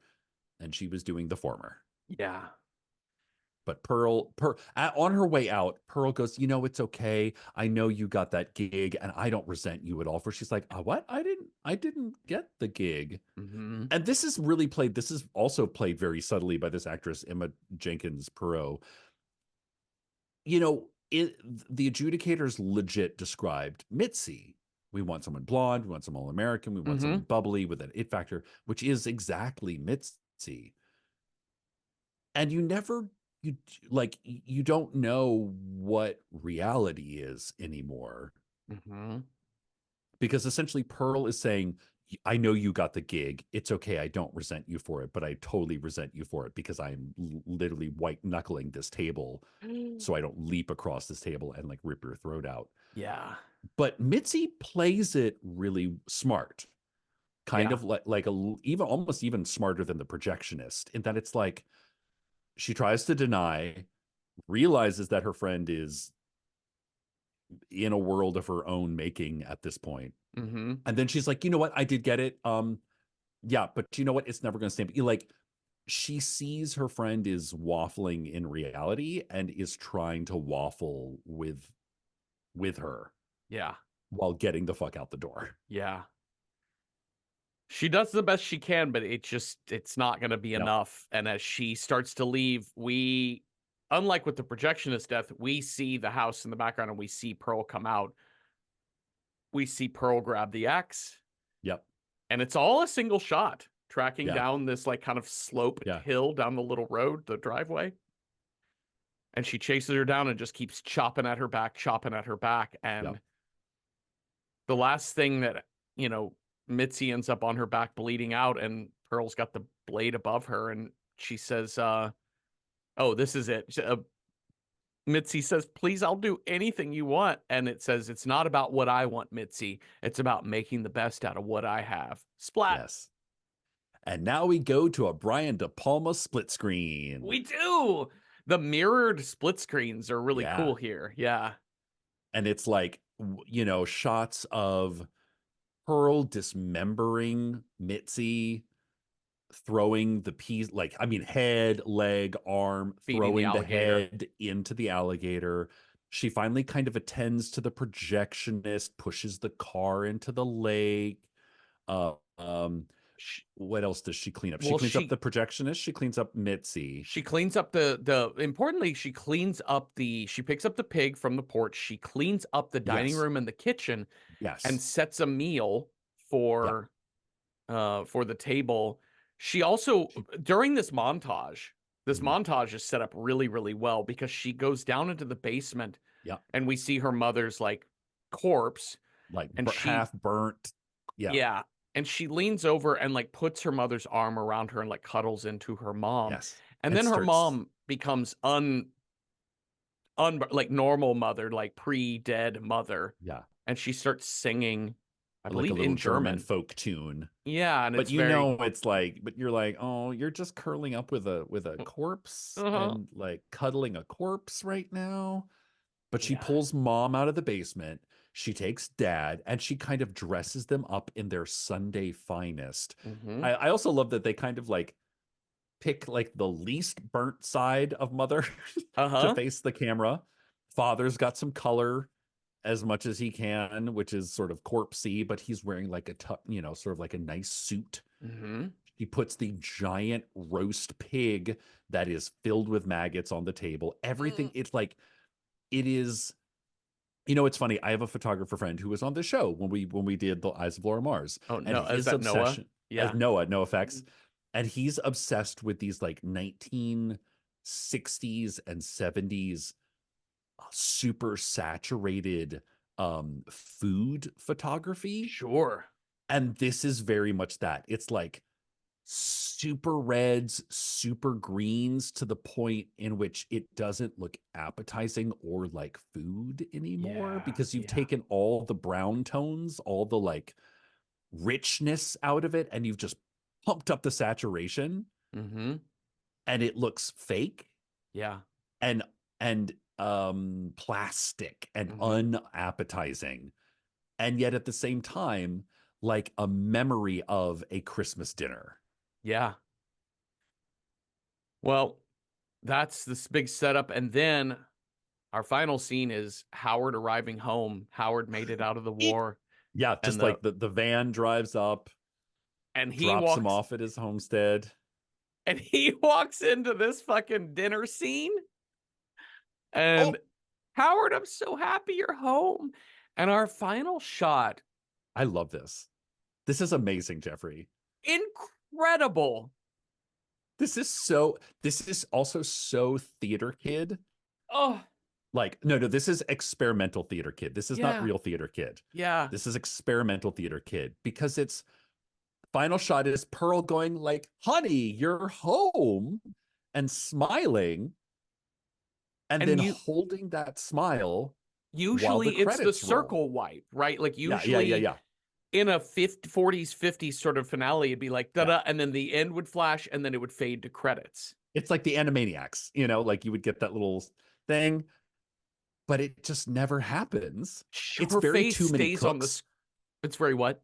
It's very too many cooks. Yes. It's a postmodernization of an older trope, which is, well, we just take this trope, except as opposed to being 6 seconds long, it's going to be 3 minutes and 6 seconds of watching Mia Goth try to hold a fake smile underneath the credits.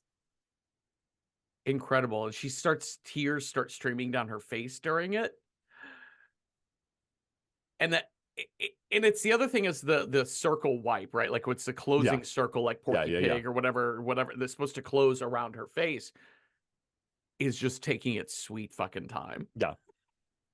And you can see her like losing it and then gaining it again and being like, no, no, I'm still smiling. And but it becomes this apt metaphor for what this woman's life is going to be like forever, Yeah. which is, I'll just keep smiling and maybe people will believe I'm happy. And yet on the inside, I am crying and murdery. Yep. As a quick anecdote, this scene made me think of there's an contemporary Irish playwright named Connor McPherson, and he kind of got his start writing solo shows, like and he had a cousin, I believe, who was like kind of an Irish soap actor. Okay. So he Yeah. had like a professional acting cousin. So Connor McPherson would write these solo shows. His cousin would perform them, and they would tour them around to like pubs and shit. Like they would find like Okay. little stages wherever they could do these story nights essentially. And I don't remember which early play of his it was. I'm just going to say it was Rum and Vodka or what. It wasn't Rum and Vodka. It was Lime Tree Bower. That was it. And so this play, this solo storyteller opened with him. The character drinks whiskey through the whole night, Okay. like just Sure. keeps drinking whiskey. And the whole idea is that he just gets drunker as he's telling the story. So they always would do like, they had this like big clear bottle of that they would carry around that had a whiskey label on it, and they would just fill it with apple juice. Well, they get to this town and there's no store that sells any apple juice. They're trying to mix orange juice. Nothing works. So they were like, it's a one night thing. Why don't we just do a real bottle of What if we whiskey? try the real? Yeah. So they just bought a whole fresh bottle of Jameson and they decided, don't open it till the play starts because we Okay. want the audience to hear the crack Yeah. to know Yeah. that Yeah. it's Yeah. real. Yeah. So the other thing to know about this is they toured kind of low rent. Connor was running the lights and sounds Sure. of the play. So he did all the tech work. Brother did all the acting. So, or cousin did all the acting. Anyways, his cousin got so drunk during the show that he just started making really big emotional choices, which was anathema to what they had decided the character should be. And at the end, his brother was like crying, telling this like maudlin story that's not supposed to be maudlin. And Connor was so mad that in the final light fade on after his final line, he was like, I just left the lights up and I did about a 45-second slow fade of those lights. And I'm like, you want to milk this audience? Milk Here it. you go. Milk it. Here Have you fun. go. Savor it. Savor the love. Not done yet. Nope. Hold it. Hold it. Hold it. Still holding. Mm-hmm. Keep, no, good. Keep holding. Keep holding. It's one of Still my holding. favorite petty stories of all time. I love it so much. And I thought about that during this close. So that's amazing. Yeah. So there it is. There's the film. Shall we rate this movie? Yes, let's. This is a tough one. So talking about approachability, how approachable if you're horror film averse is Pearl. Okay, on a scale of 1 to 10, 1 being the least approachable, 10 being super approachable, I think this might be controversial, but I'm going to give Pearl 6 out of 10 suckling pigs. Okay. So here's my thing. It's got your bloody murder. As you heard in our show, it's got some like gore in it too. Yeah. And some disgusting jump elements. Scares. It's got a couple of jump scares and it's disturbing, but I'm going to say I think it's incredibly smart. I think it's very funny in all of the right ways. And I think for the most part, similar to John Carpenter's Halloween, it pulls a lot of its gory punches. There are moments where it shows the blade go in, but a lot of times it's off screen, right? And I don't know. If you are a horror beginner, do not start with this movie. Like if you're like, I'm just gonna put my toe into the horror waters. I like these guys' podcasts. They make me feel comfy. Yeah, stick with Fear Street. But maybe even, not this one. I will say, I think Fear Street is more disturbing than there is a death in that first Fear Street that I had to pause and sit with for a bit. Okay, sure. And the people who have seen 1994 know what I mean. But I think if you have seen Fear Street, I think you that can handle this. you can I handle mean, this? like Okay. if all you've done so far is watch Over the Garden Wall, this Okay, is great. not the next thing for you. No, this, yeah. Okay, I get it. So I think it's in the realm of Halloween. I think it's scary, it's bloody, it's a lot, but I think it's really smart, and I think that smartness will help carry you. So if you're ready to start getting into like bloody or slashery content, I think this is way better than like Friday the 13th to start that Yeah. journey. So that's where I'm going to say controversial, but let's say 6 out of 10 for approachability. What about you, Cecil, as a horror film? This one's an awful lot of fun. It's really lovely watching a film that kind of knows what it wants, knows Hmm. how it's going to get there, and does. It is a homage to movie musicals of the past. It is an homage to sort of the Lizzie Borden like it's very Americana. Hmm. It's a what do you call it? It's a period piece that I think uses the period to its advantage rather than being like, oh, we're going to take an axe murderer story and we're just going to put it in, I don't know, let's say 1918. But Hmm. it really does incorporate things from that time period to make the story.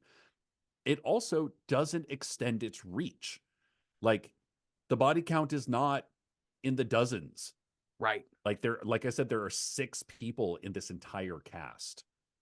A lot of them don't end up making it to the final reel, but it doesn't just introduce a character just to have them get whacked. Yeah.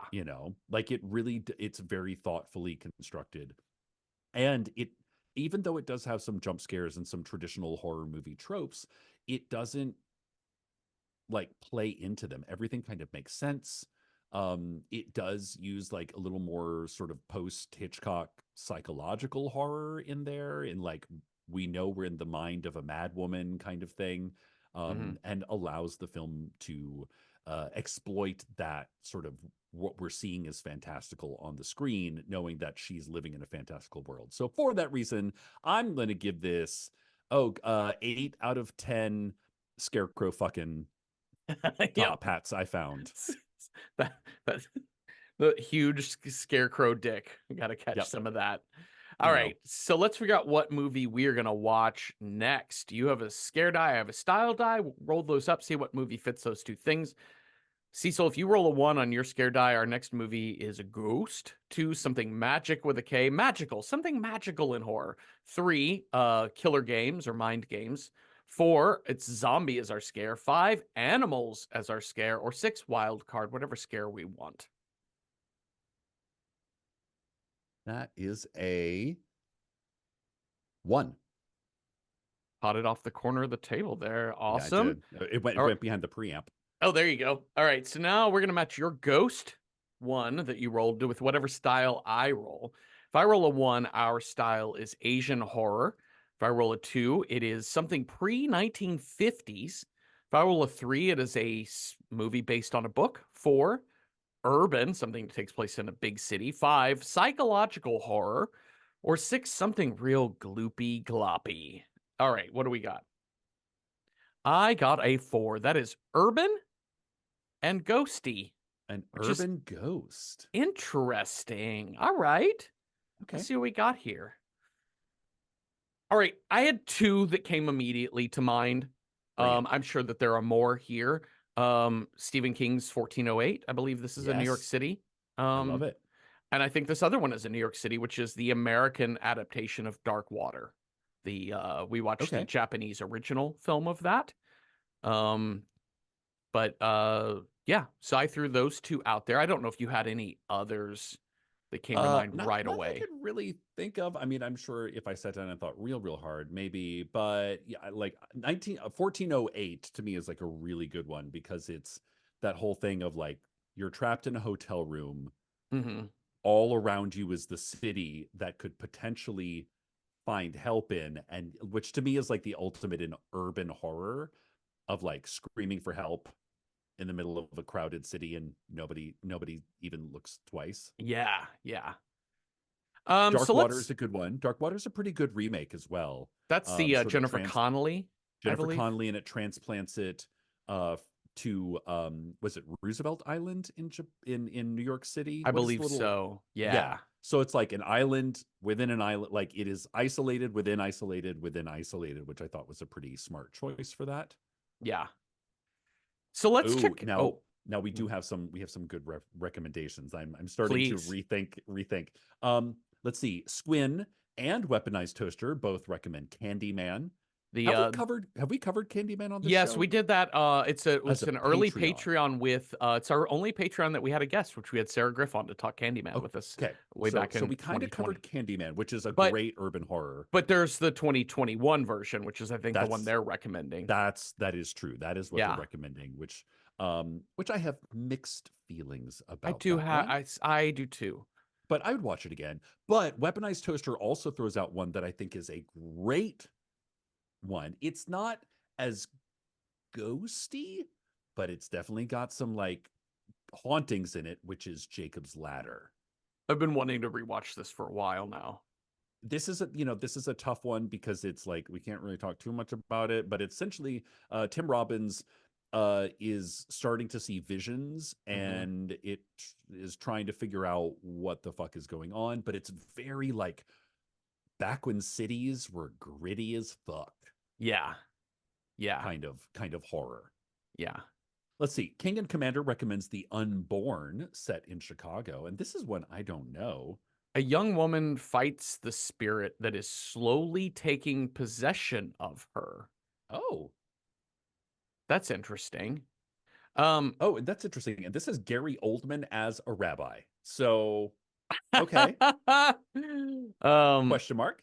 Yeah, we've got some sort of like Nazi Germany. Maybe the Nazis have become a ghost yeah. kind of vibes.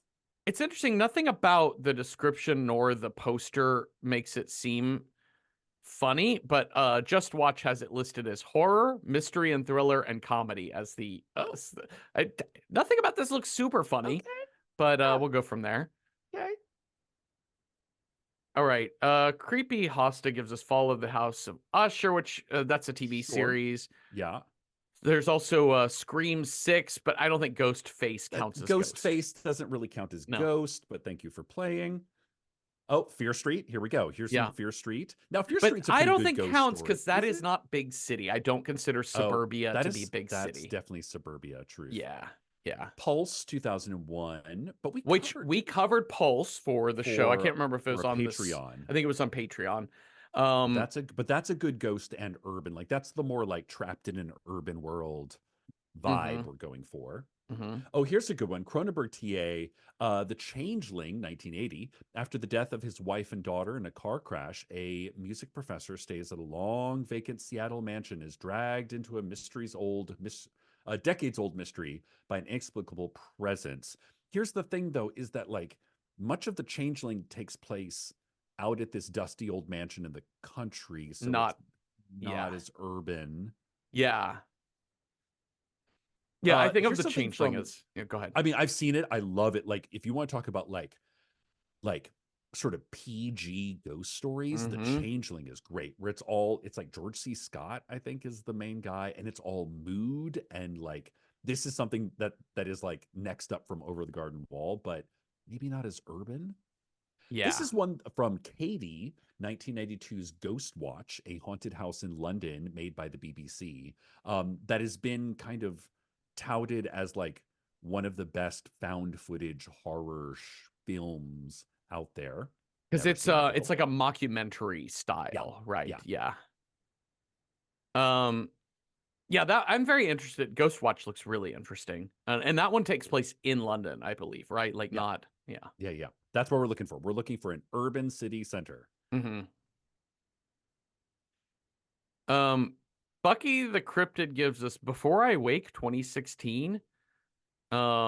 Says it's a little bit they're ghosts if you squint. Um, Okay. um, so he also says there's a film like quite literally called Urban Ghost Story. I don't know either of these Yeah, films. yeah.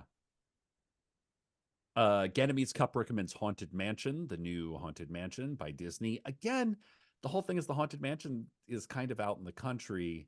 And yes, we do have some really cool shots of New Orleans in it. Hmm. it's really about a haunted mansion out in the country. Yes, it is. Yeah. Um. All right. So what else do we have here? We've got Ju-on or Ju-on Origin of Evil, the series, but also we haven't done The Grudge. Like you're Yeah. saying Ju-on, but like yeah, we've got Actually, Ju-on the Grudge would totally work Ju-on The because Grudge would it's totally like work. in the Yeah, middle of Tokyo, right? And it's I believe definitely, and that so. is a ghost story. Like, not if you squint, but like that is an actual ghost Yeah. story. That's a great call. Thank you so much. That was from Denico Ray, Ju-on. Yeah, Yeah, I good would one definitely there. take the movie over the series for this Oh, for sure. show. Oh, also Um, they also recommend Ghostbusters, which there you Ghostbusters. go. I mean, Yeah. listen, that's urban and it's got ghosts in it. Can't Uh-huh. deny that. Yeah. Keymaster, gatekeeper, Yeah. etc. Horror Lectures recommends Terrified, the Argentinian horror film set in Buenos Aires. Hey, that's an urban Yeah. city center. And this was Damian Runya who did When Evil Lurks, which was Yeah, a 2023 horror film, which is getting a lot of talk, rightfully so, for being one of the best horror films of the year. yeah, I really want to see Terrified a lot yeah. now I've after not seen seeing it When either. Evil Lurks. Now, I love this suggestion. This is pretty smart as well. Fifth Hammer recommends Poltergeist 3. This is one of my guilty Whoa. pleasure watches when I was a teenager. Like, I mean, the first one's amazing. The second one is bonkers, and the third one is like also bonkers. Like, you Uh-huh. could tell they're like, I don't know, let's just put anything and everything. But the idea is that Carol Ann gets sent to her aunt and uncle, who is Tom Skerritt, by the way. So Tom Skerritt is like Okay. the lead stand-in dad, but it's same premise of the poltergeist, except it's in a haunted skyscraper. So definitely very urban, definitely very ghosty on that one. Very smart, Fifth Hammer. I love what you're thinking. Oh, so interesting. Well, what's standing out to you, Cecil? I love Poltergeist 3. I Mm-hmm. love Terrified. I love the original Ju-on. Yep. Ghostwatch, I'm intrigued by. Yep. The new Candyman, 1408, Dark Water. I Yeah. think those are the tops. Jacob's Ladder could be in there Oh, too. Jacob's Ladder. Yeah, I could take out Candyman and put in Jacob's Ladder on that one. The one thing I'll say about Jacob's Ladder, similar to what I said about Fear Street, which is Jacob's Ladder is like Nassau County, Oh, which New yeah. York City, Long Island is very similar to just an extension of Queens or Brooklyn, but Yeah, yeah, yeah. also Yeah. Long Island is also very similar to wherever Indiana Fear Street takes Yeah, place, that's true. like so. It just has a very classic opening shot taking place in the subway Oh, you're right. You're right. You're of right. gritty old New York City. Yeah. And apparently that was like what inspired the entire story. But I could see that. Yeah. It's on the edge. I'm happy to make an excuse for a 1990 Tim Robbins movie because I Oh my think God, Tim yeah. Robbins And was Danny Aiello, come on. Tim Robbins from like But for about 10 years was like the perfect man. oh yeah. Like But it here's just the thing. yeah. It's actually like Jacob's Ladder is not terribly ghosty. Like it is, You're but it right. isn't. It is, but Yeah. it isn't. It's on the verge there. Yeah. Yeah. I'm super super interested in Terrified and Ju-on, The Grudge. Those two sound really really fascinating to me because I haven't seen either of them Yeah. and they seem really really cool. Poltergeist 3 seems kind of fun. We've been having some fun with these like late 80s, the high 80s movies or early It's 90s very films. campy, Yeah. cheesy. I like the idea of coming off of a prequel film that's super smart and going to a sequel film from a previous era that is going to Yeah. be kind of corny. Yeah.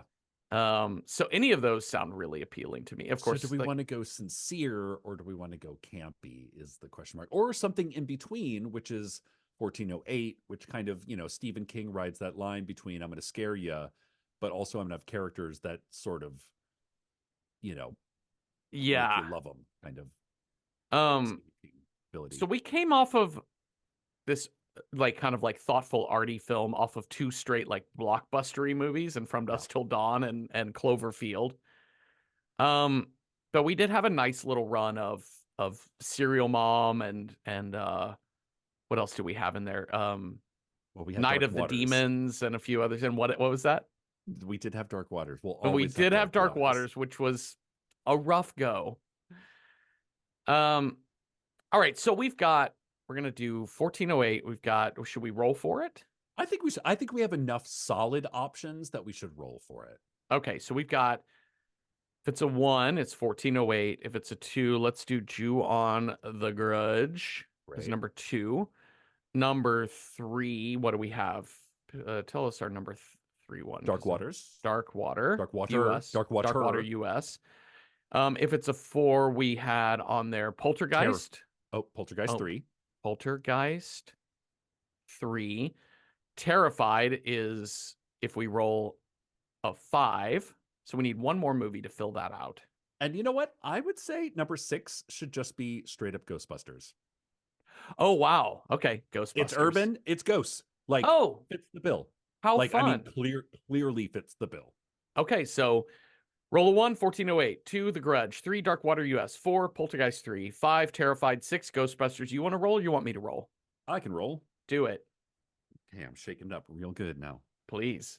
Oh, off the table. Wait. This is the problem of having like no wall space. I've got this tiny little desk too. That is a 5. We're going to watch Terrified. Oh, yes. All right.